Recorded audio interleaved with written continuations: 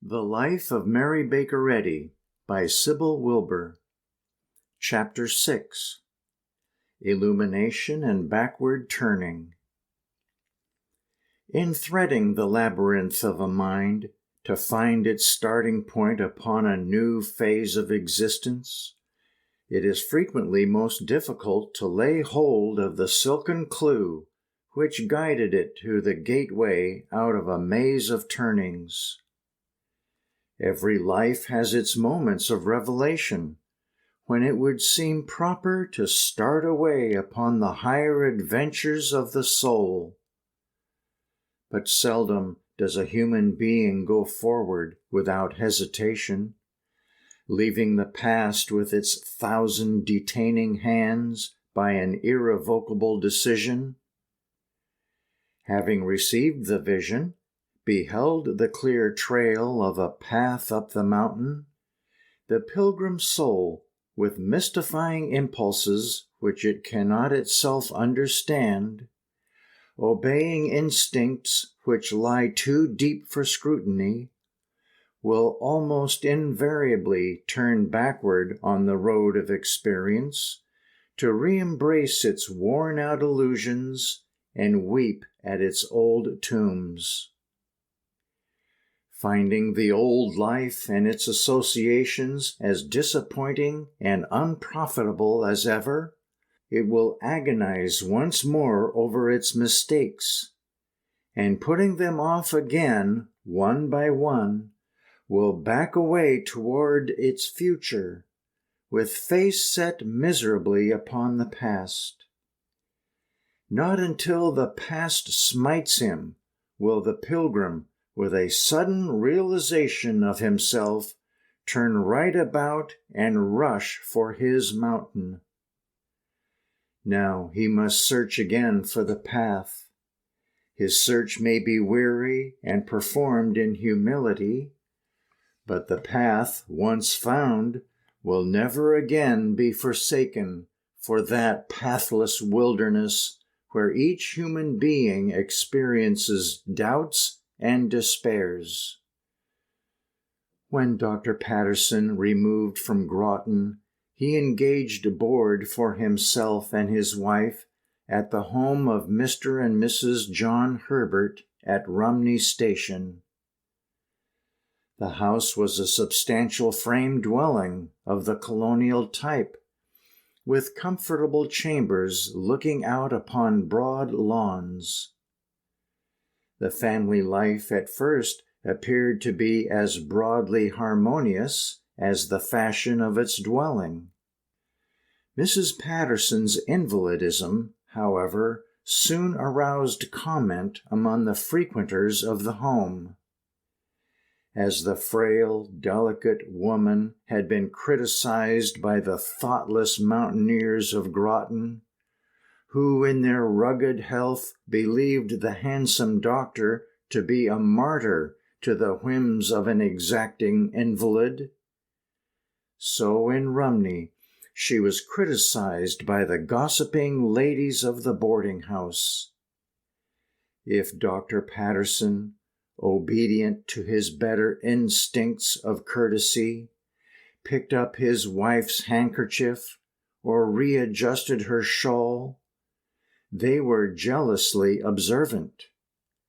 Or if in hearty buoyancy he displayed the tenderness of strength toward weakness, and lifted Mrs. Patterson in his arms to carry her upstairs, they sat silently disapproving. For such misinterpretation of her invalidism and lack of appreciation of her character, she has been misunderstood in that neighborhood for half a century. Often a nervous sufferer, she soon felt the wisdom of retiring from this atmosphere, and persuaded the doctor, who contemplated locating in Rumney, to procure a cottage in Rumney village, about a mile back in the hills. This cottage occupied an eminence near the edge of the town, and commanded an agreeable view. It was a pretty home, as her Groton home had been, and her blind servant was still with her and gave her devoted care. The blind girl, Myra Smith, has described in detail Mrs. Patterson's persevering efforts to recover her health, both at Groton and in Rumney. And her account is interesting because of the light it throws on that period of Mrs. Eddy's life, and especially because of the edification it may be to other invalids. She relates that Mrs. Patterson faithfully observed the laws of hygiene. Every morning, even in the depth of winter, when the weather was severely cold in that mountainous climate, Mrs. Patterson was lifted from her bed into a chair, wrapped in blankets. Her chair was then drawn out into the veranda, where she remained as long as she could sit up, drinking in deep breaths of pure air, and feasting her eyes upon the beauty of the hills. Her room, meanwhile, was thrown wide open to admit a free current of air and streams of sunshine. Her bed was redressed for the day, and when the apartment was restored to a proper temperature, the invalid returned to it. She was then bathed, rubbed in alcohol, reclothed, and again lifted into her bed. She had a mattress that could be elevated at the head, and many of her hours were passed in the half-reclining attitude, in which it was possible for her to read, write, or even receive callers when not suffering too great pain. She ate sparingly and according to a strict diet, imposing upon herself a severe regimen of which water, coarse bread, and natural fruits were the principal articles of nourishment. Beside attention to hygienic regulation of bathing, eating, and going into the fresh air, Mrs. Patterson received homeopathic treatment from Dr. Patterson, and she herself read books on homeopathy. But for all of this, the spinal weakness was not overcome, and the nervous seizures continued to occur with increasing violence. Mrs. Patterson was wasting to a shadow under the most careful nursing, and her life was being consumed in ineffectual efforts to appease the ravishment of pain. While she was still in this condition of ill health, Dr. Patterson left her alone with her servant and took a journey to Washington. His journey was made primarily to carry out a commission for Governor Barry of New Hampshire, who had a fund to be distributed to loyal Southerners. This commission enabled him to push a project of his own, for he had been excited by the news of the fall of Sumter, when South Carolina, having seceded, had fired the first shot in the American Civil War, and it was Dr. Patterson's hope to secure an appointment on the medical staff of the Army. But going out to view the Battle of Bull Run, he strayed too far into the Confederate camp and was captured and made a prisoner, presumably as a spy. He was taken to Libby, the famous Southern war prison, where his experiences were hard and bitter, as were those of all who endured like captivity. Mrs. Patterson read his name in the list of prisoners furnished in press dispatches. She could do nothing to aid him, though her sympathy for him was keen, as expressed in letters written at this time, in the effort to stir her relatives to activity in his behalf. For in spite of his many shortcomings, in all personal relations he had invariably been kind to her, and she had for Dr. Patterson a true wife's devotion. It was at about this time that she heard from her son for the first time since he had been taken from her in Groton. He had enlisted and gone to the front. How intolerable it seemed to her to lie sick and inert in that lonely cottage, with husband and son caught in the maelstrom of her country's agony. How desolate and dreary her days may be imagined. Bedridden in the remote mountain village with little or no company but that of her maid, she was once more thrown back upon herself and forced by desolation and pain to seek God for comfort and grace to endure her lot while the world was unfolding famous pages of history. The world, in the persons of the great folk of the vicinity, came to her occasionally.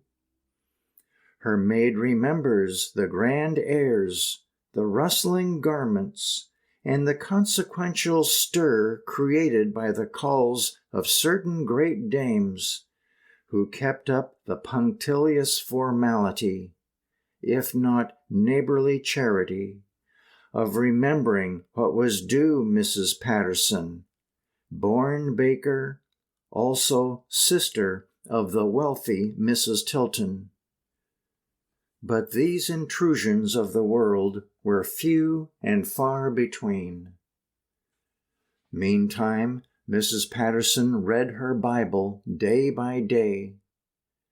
At this time, she more earnestly than ever pondered the cures of the early church. She has written in Science and Health how in childhood she often listened with joy to these words falling from the lips of her sainted mother: God is able to raise you up from sickness. She also declares how she dwelt upon the meaning of this passage of Scripture which her mother so often quoted. And these signs shall follow them that believe. They shall lay hands upon the sick, and they shall recover. Some of her early experiences now came back to her. She recalled how, through her mother's advice to rest in God's love, she had been able to recover from the fever brought on by religious argument with her father and pastor. She also recalled how she had subdued the insane man in Tilton when she was a schoolgirl, and brought him into a state of calmness and tranquility when everyone else had fled from him in terror. She remembered her exalted religious state at that period of both these cures, and endeavored to determine whether such cures depended upon extreme intensity of faith, or whether a calm sense of assurance might not as surely reach God's attention. While studying and meditating on these apparent miracles of faith in her own experience, and striving to connect them with the manner and method of the New Testament cures, a singular event befell, which gives verity to Mrs. Eddy's assertion that for years before the discovery of Christian Science, she had been searching for spiritual causation for disease and a spiritual method of cure. Aside from the calls of her aristocratic neighbors, she was not entirely forgotten by the village. The children, picking berries along the road, would often stop to talk to the good sick lady, and often repeated at home or in the houses where they sold their berries what she said to them, how her blue eyes shone upon them, and how her thin hands touched their little brown ones with thrilling sympathy. So, by the love of the children, a gentle rumor of saintliness was spread through that region. And if Mary Baker thought upon the saintliness of her mother, some dwellers of the countryside came to think of Mrs. Patterson as a saint, and to go to her for advice and comfort.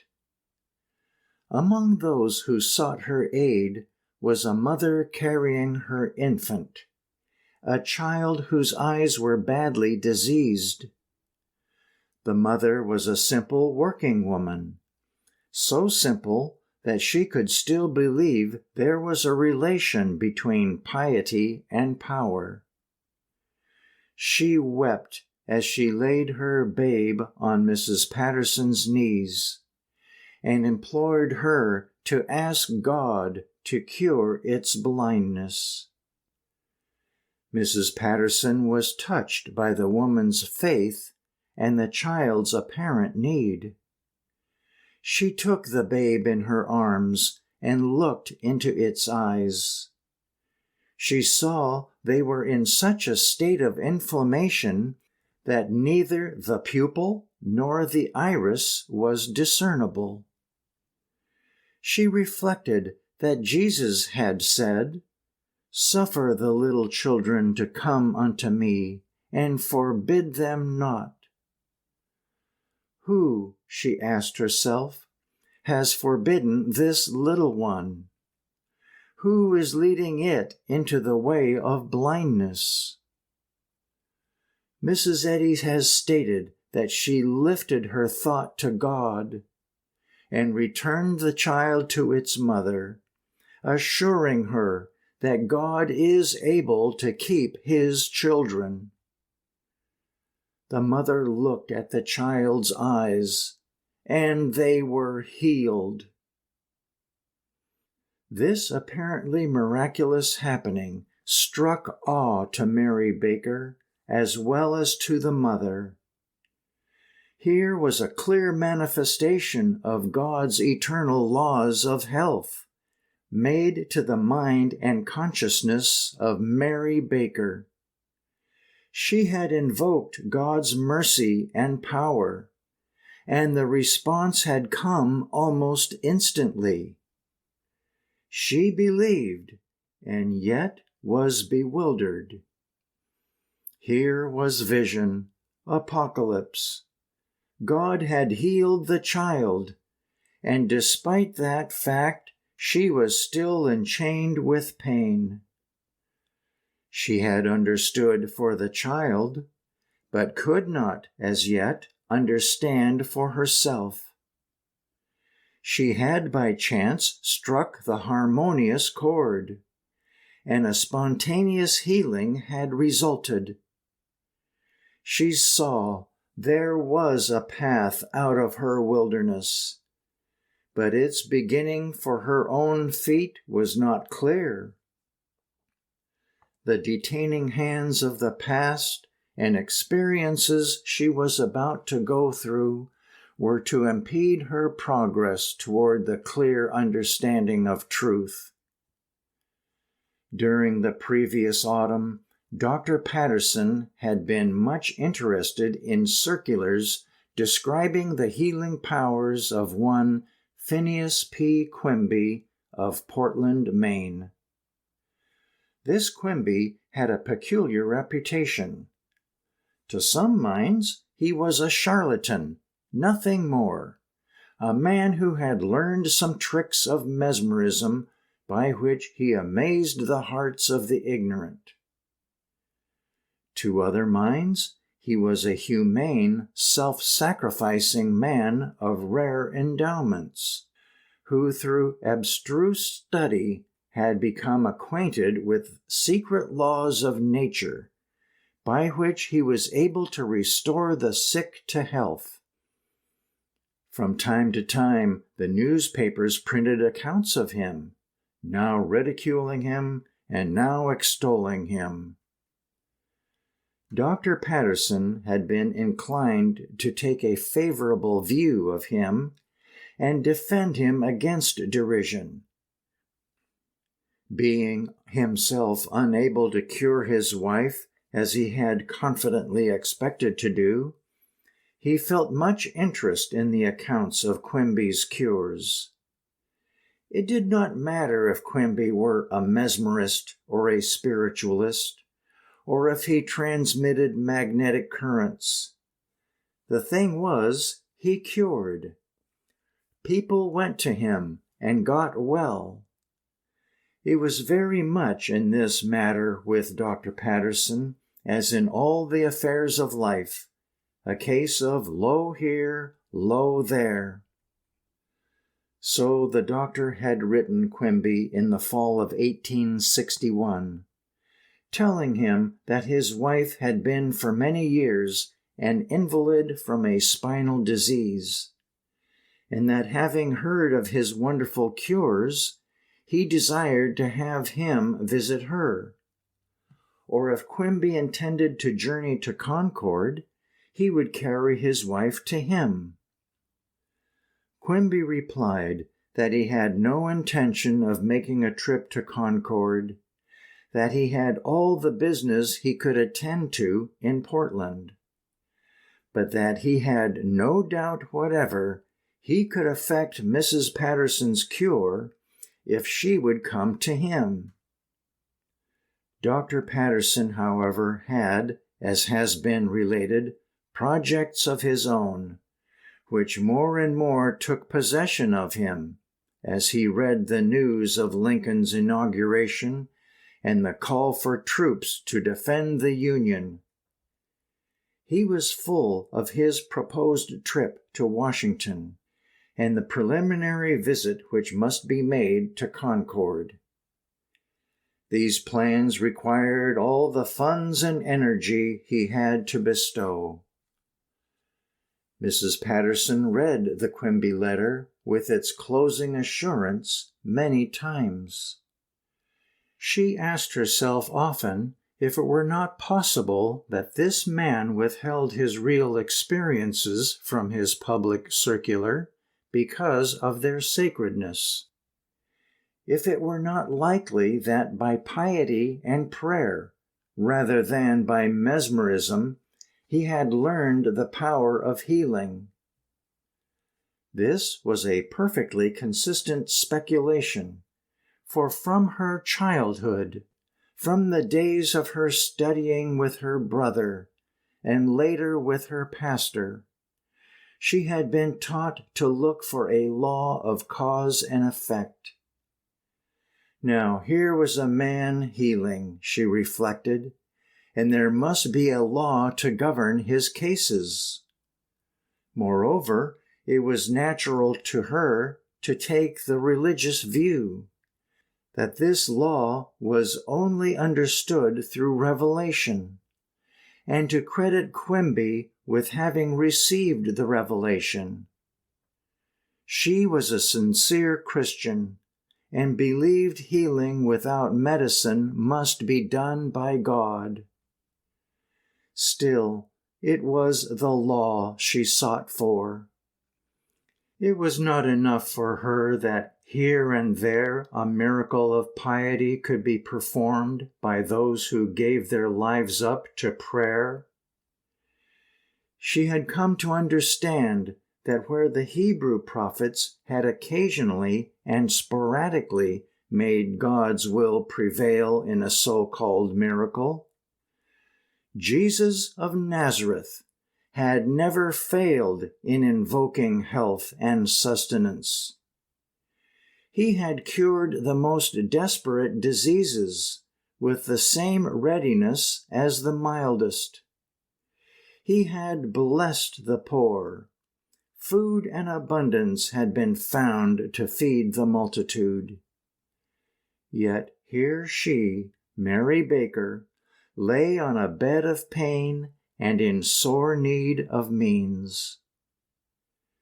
Did God withhold from her his bounty because she was a sinner? Like Job, she knew in her heart this was not true. Then where was the fault, and what was the law? Mary Baker had performed certain cures from which she argued as from the sure ground of experience. But these healings were incidental and accidental, and she scarcely knew how they had occurred, except that she knew they had happened when her thoughts were associated with God. She pondered after this fashion: laws of God are immutable and universal. Then, because his laws are so fixed and so infinitely operative, man, by studying them, has built up the sciences, as mathematics and mechanics. But in physics, he is still crying out for the philosopher's stone, and in medicine for the elixir of life. I know there is a cause and effect in the spiritual world as in the natural, she would exclaim to herself. I know there is a science of health, a science of life, a divine science, a science of God.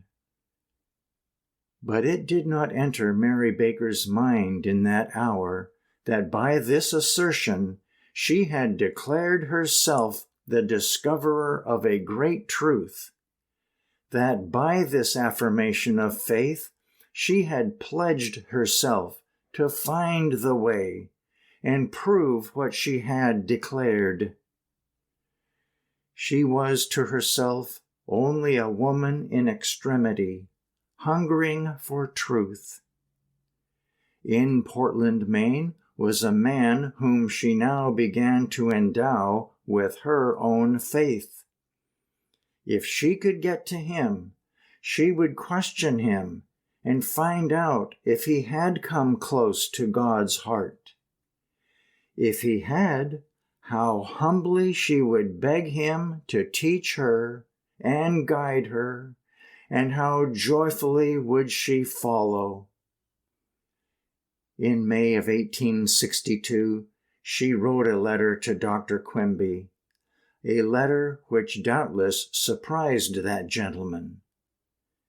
She stated her confidence in his possession of a philosophy, and that she wished to come to him to study and be healed. She now began to make preparation to visit Quimby. She requested her sister to come to her aid, and her sister responded. She rose from her sick bed and started on the journey, though she accomplished it by a somewhat circuitous route. Mrs. Patterson dismissed with love her blind servant, so long faithful. Her household goods were packed up and sent to Tilton, and she returned with Abigail to her home. On the way to Tilton, she explained to her sister her wish to visit Phineas P. Quimby. But Abigail demurred. She said Quimby was a mesmerist and spiritualist, a quack scientist who had traveled around New England with a youth giving exhibitions in hypnotism. Why, Mary, she said, how can you desire to visit such a charlatan? You with your mind, your talents, your religion. You who have always resisted these doctrines of animal magnetism and the professions of spiritualism. I certainly do not want mesmerism or spiritualism, said Mary. but I somehow believe that I must see what this man has or has not. I am impelled with an unquenchable thirst for God that will not let me rest. Abigail, there is a science beyond all sciences we have ever studied. It is Christ's science. There is a fundamental doctrine, a God's truth that will restore me to health, and if me, then countless thousands. Has this man Quimby discovered the great truth, or is he a blunderer, perhaps a charlatan, as you say? I must know. Mary, dear, said her sister, you are excitable and intense. You have lived so long alone in the hills, reading and thinking you are morbid. You should not have been left to yourself so long. Then you must go with me to Portland to make up for neglecting me. You will go, won't you, Abigail? Indeed, I will not, cried the energetic Mrs. Tilton. You shall go to Dr. Vale's water cure at Hill, which is a respectable sanitarium. I will hire you a nurse and rent you a cottage there. We shall see what a physician and hospital care can do for you. But have I not faithfully taken medicine and lived according to hygienic rule for years? Asked Mary. Then turning suddenly to her sister, she asked, Abigail, do you doubt the power of God? I do not, but I believe God helps those who help themselves. So he does, sister, when they come into harmony with his law. That I know, answered Mary quietly. Abigail Tilton's words had a way of driving home and sticking there, like arrows shot into a target. She was a woman of common sense, and she proposed to exercise common sense now for her sister. She would hear nothing of Quimby.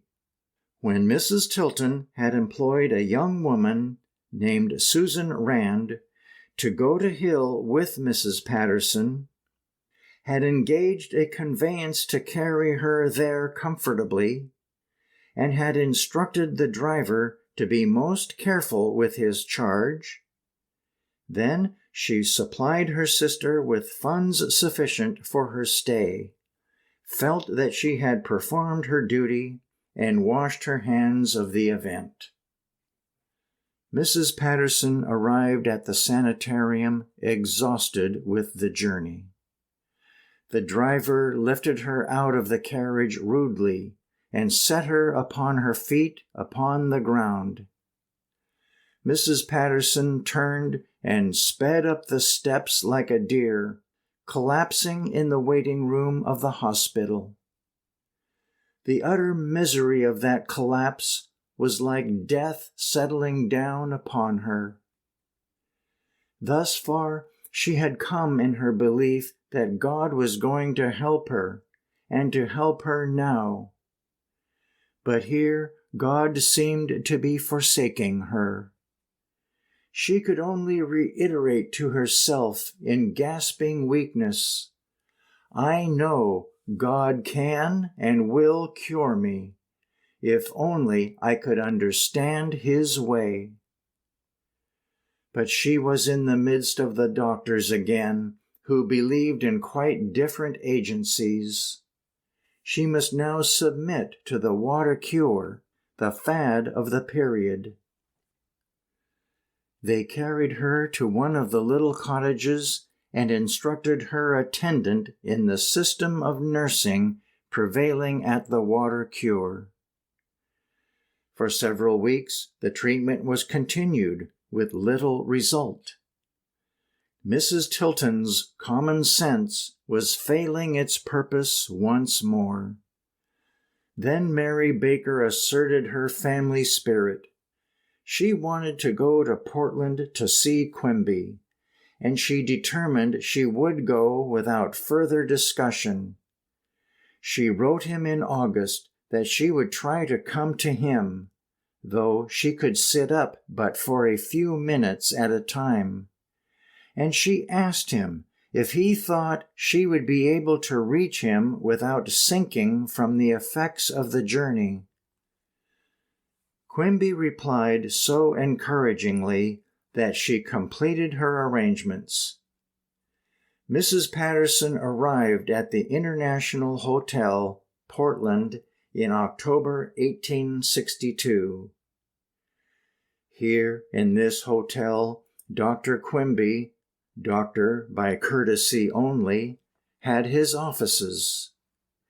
In his reception room, his patients gathered and sat by the hour, talking and visiting, discussing the doctor's sayings and their own illnesses. And in this reception room, on the morning in October, when Mrs. Patterson arrived, were a number of patients together with his son George, a young man scarcely turned 21, who then acted as his father's secretary. Mrs. Patterson was assisted up the stairs to this room, and her extreme feebleness was marked by all. Dr. Quimby came from his inner office to receive the new patient, and she beheld for the first time the man she believed a great physician. He was of small physique, with white hair and beard, level brows, and shrewd, penetrating eyes. He was healthy, dominant, energetic. He had the eye of the born hypnotizer, the man who can persuade other wills to obey his own, especially the wills of the sick and mentally disordered. But his face was kindly, and his expression sincere. Mary Baker was at that time a frail shadow of a woman, an abstracted student, given to much thinking and prayer. With great blue eyes, deep sunk, yet arched above with beautiful brows, she looked into the friendly face bent above her, and she looked with the deep, intense gaze of the seer.